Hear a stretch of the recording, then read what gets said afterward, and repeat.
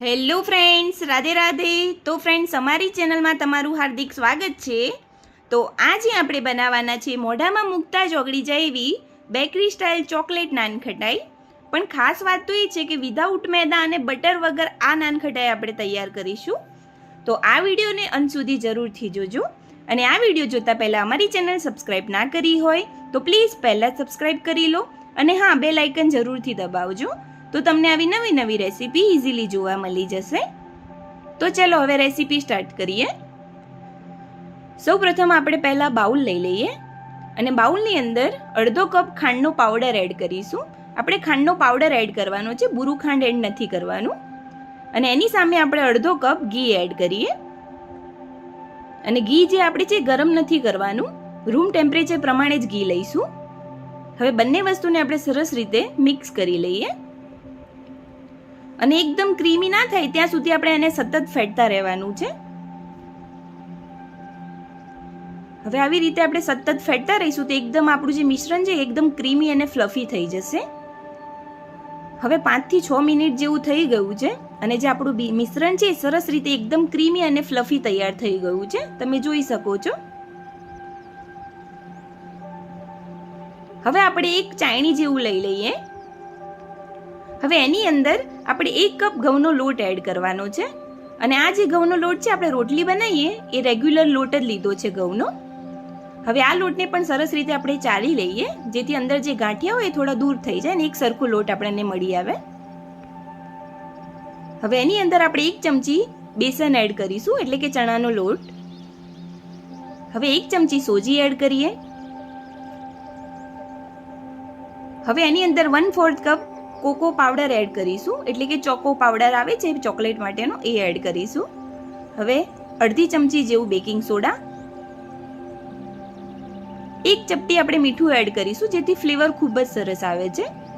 અને મીઠું નાખવું એ ઓપ્શનલ છે, પણ તમે નાખશો તો ફ્લેવર ખૂબ જ સરસ આવશે નાનખટાઈનો. હવે આને પણ સરસ રીતે આપણે ચાળી લીધું છે અને જે મોટા મોટા ગાંઠિયા હતા એ દૂર કરી લીધા છે.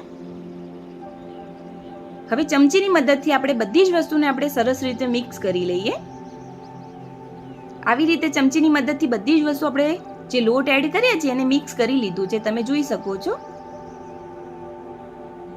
હવે હાથની મદદથી આપણે બધી જ વસ્તુ સરસ રીતે ભેગું કરી લઈએ. જેમ લોટનો ડો તૈયાર કરીએ છીએ રોટલીનો, એ રીતે તૈયાર કરીશું. પણ રોટલીનો લોટ બાંધી એ રીતે આપણે નથી બાંધવાનું, ખાલી આવી રીતે ઇઝીલી ભેગું જ કરીશું. તો તમે જોઈ શકો છો આપણું નાનખટાઈનું મિશ્રણ છે સરસ રીતે તૈયાર થઈ ગયું છે લોટ ફોર્મમાં. હવે આપણે એને ઢાંકીને 10 મિનિટ માટે સાઈડમાં મૂકી દઈએ. અને ત્યાં સુધી આપણે જેમાં નાનખટાઈ બેક કરવાની છે એ લઈ લઈએ. અને હું આ નાનખટાઈ ઇડલીના કુકરમાં બેક કરવાની છું, એટલે ઇડલીનું કુકર લઈ લીધું છે. હવે બેક કરવા માટે આપણે એની અંદર મીઠું એડ કરીશું. અને આ જે મીઠું છે એ મેં કિચન માટે જ રાખ્યું છે બેક કરવા માટે, એટલે જે મીઠાનો કલર છે એ ચેન્જ થઈ ગયો છે. હવે મીઠાને આપણે હાથની મદદથી કુકરમાં સેટ કરી લઈએ. હવે જે આપણું મીઠું છે સરસ રીતે કુકરની અંદર સેટ થઈ ગયું છે. હવે એને ઢાંકીને મીઠું થોડી વાર માટે ગરમ થવા માટે મૂકી દઈશું, 10 મિનિટ માટે. હવે ગરમ થાય ત્યાં સુધી આપણે એક ઇડલીની પ્લેટ લઈ લઈએ. અને આ પ્લેટની અંદર આપણે ઘી નાખી દઈએ. અને ઘીથી આપણી પ્લેટમાં જે મોલ્ડ છે ઇડલીના મોલ્ડ, એમાં ગ્રીસ કરી લઈશું સરસ રીતે, જેથી નાનખટાઈ અંદર ચોંટી ના જાય. હવે આવી રીતે સરસ ગ્રીસ કરી લઈએ ઘીને. હવે ઇડલીના મોલ્ડમાં સરસ રીતે ઘીનું ગ્રીસ કરી લીધું છે. હવે આપણે એને સાઈડમાં મૂકી દઈએ. અને હવે 10 મિનિટ જેવું થઈ ગયું છે. આપણી નાનખટાઈનું જે મિશ્રણ છે સરસ રીતે સેટ થઈ ગયું છે, તમે જોઈ શકો છો. હવે આવી ઘરમાં રહેલી કોઈ પણ ચમચીના માપે આપણે એક સાઈઝના નાનખટાઈ તૈયાર કરીશું. એટલે નાની મોટી ના રહે એના માટે આપણે એક ચમચી લીધી છે. હવે આ ચમચીના માપે આપણે મિશ્રણ લઈ લઈશું નાનખટાઈ માટેનું. અને આવી રીતે ગોળ પેડા વાળીએ એવી રીતે આપણે એનો શેપ આપી દઈશું. તમે નાનખટાઈનો મનગમતો શેપ પણ આપી શકો છો.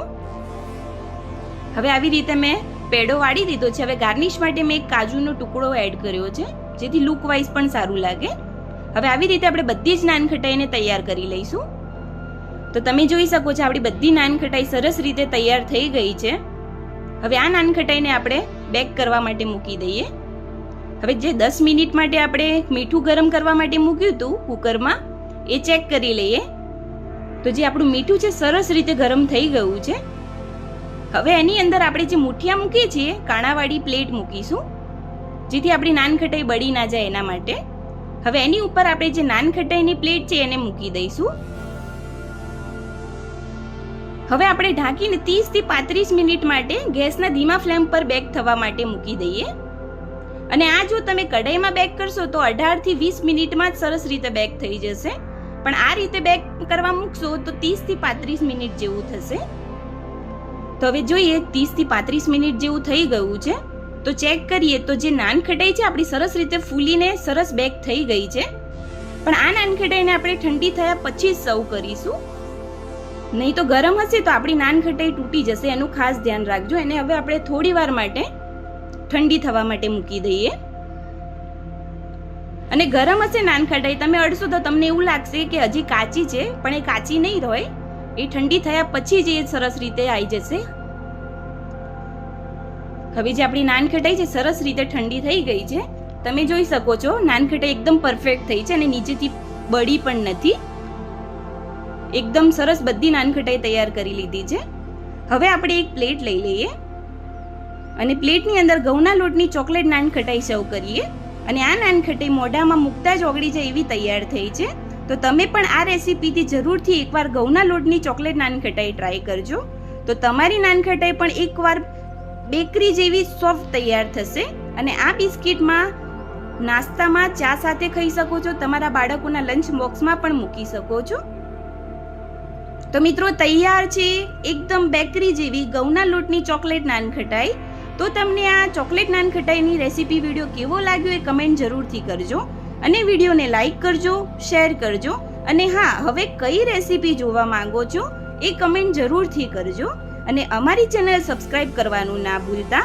હવે ફરી મળીશું આવી નવી સરળ રેસીપી ટિપ્સ સાથે. રાધે રાધે.